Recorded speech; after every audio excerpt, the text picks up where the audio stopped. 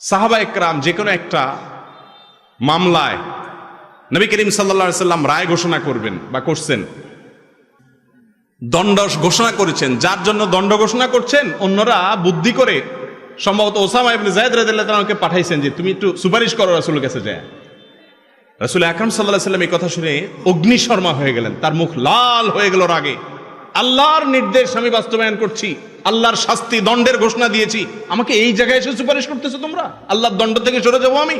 তার মানে আল্লাহর আদেশের বিরুদ্ধে কেউ যাবে, এই কথা শুনলে চোখের সামনে দেখলে রাগ হয়ে যেতেন কিনে, কিন্তু রাগে লাল হয়ে যেতেন, কাউকে খারাপ কথা বলতেন। এখন তো রাগ হলে এক নম্বরের কাজ হলো গালি, আর যদি গায়ে একটু জোর থাকে তাহলে হাত। ঠিক না বে ঠিক?